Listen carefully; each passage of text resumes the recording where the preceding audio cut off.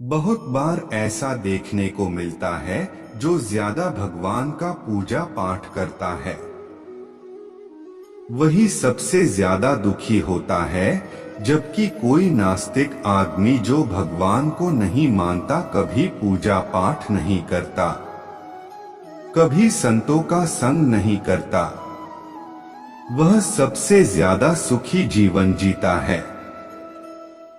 यह सब चीजें देखकर कभी कभी लगता है कि भगवान ही गलत है, भगवान का न्याय ही गलत है या कोई कहानी नहीं। यह हर किसी के साथ होता है। दोस्तों, इस पोस्ट में हम आप लोगों को इसके पीछे के कारण के बारे में बताने वाले हैं। भगवान श्री कृष्ण ने स्वयं इसका उत्तर दिया है कि आखिर ज्यादा पूजा पाठ करने वाले लोग दुखी और परेशान क्यों रहते हैं। इसका उत्तर भगवान कृष्ण ने श्रीमद् भागवत गीता के माध्यम से बड़ी स्पष्टता के साथ बताया है। तो चलिए शुरुआत करते हैं। पूजा पाठ करने वाले लोग दुखी क्यों रहते हैं। दोस्तों, बात द्वापर युग की है, जब भगवान श्री कृष्ण और अर्जुन के बीच संवाद हो रहा था। तब अर्जुन ने भगवान श्री कृष्ण से पूछा कि माधव, जो लोग ज्यादा पूजा पाठ करते हैं वह ज्यादातर दुखी और परेशान क्यों रहते हैं।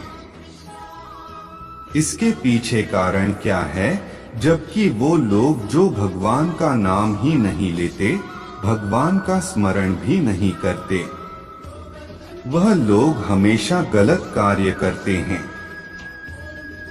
उन लोगों को जीवन में सुख मिलता है। इसके पीछे का रहस्य मुझे समझाने का प्रयास करें। तब भगवान श्री कृष्ण ने एक छोटी सी कहानी के माध्यम से अर्जुन को इसका उत्तर दिया। जानते हैं उस छोटी सी कहानी के बारे में।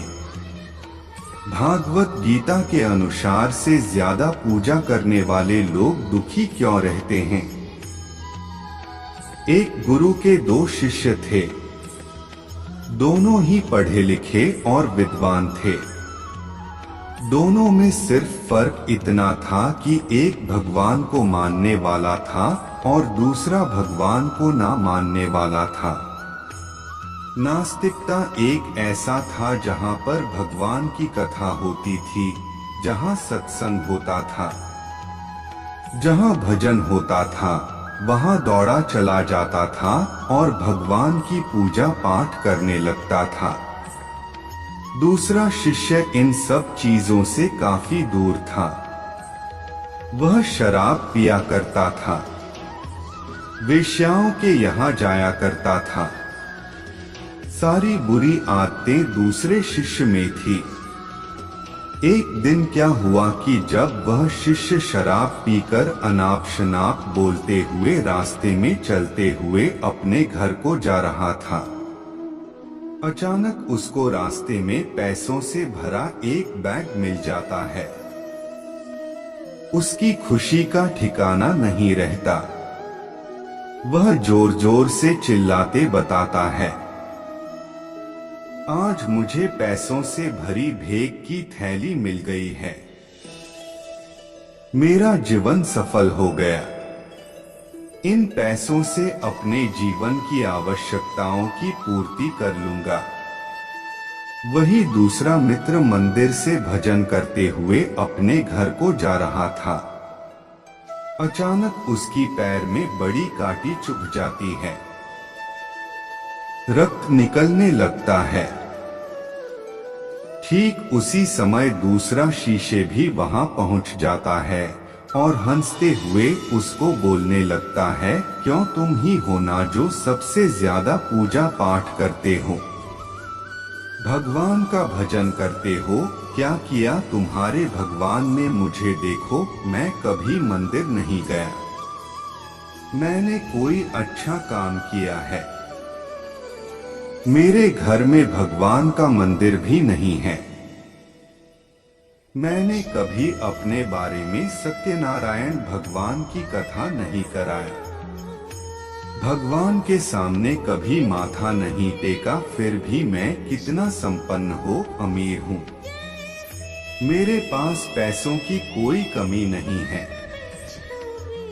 सबसे ज्यादा सुखी जीवन में ही जी रहा हूँ। अच्छे शिष्य को उसके बाद चुभने लगी। उसने मन ही मन भगवान से प्रार्थना किया, या तो सच बोल रहा है। मैं कितना पूजा पाठ करता हूँ और वह कुछ नहीं करता, फिर भी कितना सुखी है। इतना सोचते हुए वह अपने गुरु के पास चला जाता है और यही प्रश्न गुरु से करता है। गुरु जी मुस्कुराते हुए बोलते हैं, भगवान जो करते हैं अच्छे के लिए करते हैं। जिसकी जैसी योग्यता होती है उसको उसी के अनुसार फल देते हैं। अब तुम्हारे प्रश्नों का उत्तर तुम जानते हो। भगवान ने पैरों में ही क्यों कांटे चुभाए और उसको पैसे से भरी बैग क्यों मिली? सुनो, तुमने पिछले जन्म में बहुत पाप किया था, इसलिए तुम्हारी आज मौत होने वाली थी। तुम बच गए क्योंकि तुम मंदिर गए थे, तुमने भगवान की पूजा की थी। यही कारण है कि तुम्हारी मौत ना होकर सिर्फ एक कांटा ही चुभा। अब तुम्हारे मित्र की बात करते हैं। वह पूर्व जन्म में एक संत महापुरुष था, इसलिए उसकी जीवन बदलने वाली थी।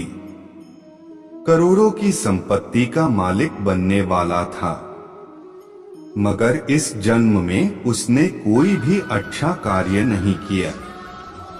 इसलिए पूर्व जन्म के फल के अनुसार उसको थोड़े से पैसे मिले, जबकि वह अरबों के संपत्ति का मालिक बनने वाला था। भगवान को दोष देना छोड़ दो, अपने वर्तमान के समय का सदुपयोग करें। भविष्य अपने आप सुधर जाएगा। इस प्रकार उसकी आंखें खुल गई और उसे पूजा पाठ में लग गया।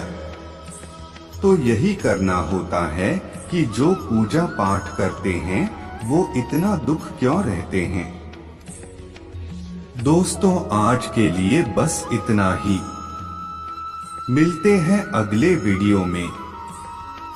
जय श्री कृष्णा।